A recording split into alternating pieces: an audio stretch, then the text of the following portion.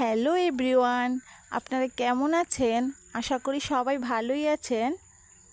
আমিও বেশ ভালোই আছি। আজ সুন্দর একটা দিনে সুন্দর একটা ব্লগ নিয়ে আপনাদের সামনে চলে এসেছি।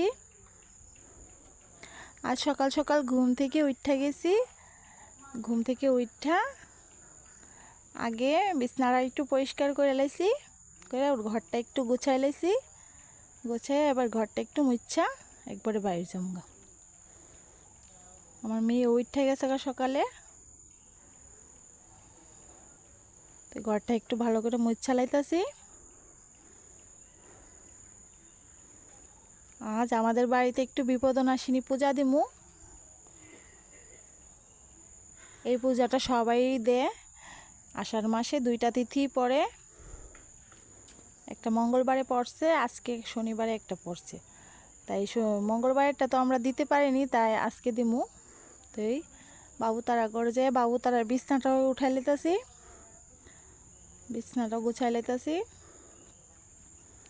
এখন মাও কাজ করতেছে, পূজার কাজ, ফুল বেলপাতা তুলছে, বাসন টাসন ধুইতাছে। আমিও মার লগে একটু সাহায্য করতেছি।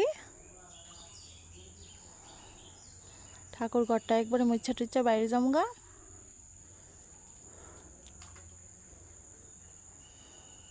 এখন রান্নাঘরে গেছি, রান্নাঘরের একটা একটু মুচ্ছা, গ্যাস ট্যাসটি মুচ্ছা লাইছি। এখন রান্নাঘরটাই ঝাড়ু দিলামও। সকালটা হইলে মেয়ের আর কাজের অভাব নাই। সকালে যে এত কাজ করতে আয়ে বুঝি না। এখন বারিন্দাটা একটু ঝাড়ু দিলাইতেছি, দিয়া উঠানটাও ঝাড়ু দিলামও। আমরা উঠানটা অতিরিক্ত পিছলা, বৃষ্টি উঠানের মধ্যে শ্যাওলা জমা গেছে, তাই এই জায়গাটার মধ্যে পিছলা দেখে এই জায়গাটার মধ্যে কাগজটি বিছাই দিছে। কারণ বাচ্চা আছে বাড়ির মধ্যে, দৌড়াদৌড়ি লাফালাফি করে। কালকের জমানো ভিজা কাপড়টিও ছড়াই দিলাইছি। রৌদ্র অবশ্য নাই, তবে বাতাসে কিছু টানবো, কিছু শুকাইব। তো এখন উঠানটাও ঝাড়ু দিলাইতেছি। উঠানটা ঝাড়ু দিয়ে একবারে স্নানে যাওগা।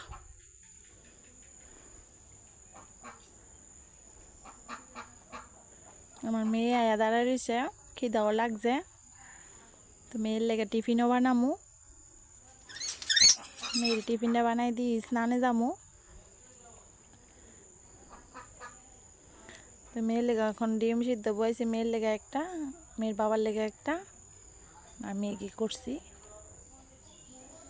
রান্না বসাই দিছি।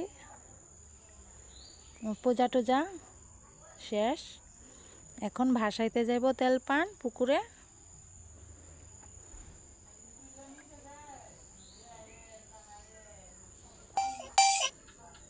আমার তেল পান পুকুরে ভাসাইলেই ভালো লাগে, কারণ পুকুরে ভাসাইলে কাঠামটা সুন্দর করে উঠে, দেখতে খুব সুন্দর লাগে।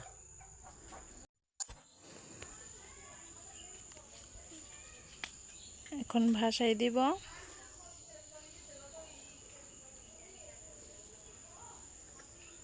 তেল পান ভাসাই দিছে, এখন কাঠাম উঠানোর লেগে তেল দিব, সিঁদুর দিব।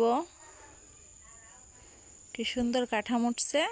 আমার ভিডিও যদি ভালো লেগে থাকে লাইক কমেন্ট শেয়ার করে দেবেন। টাটা।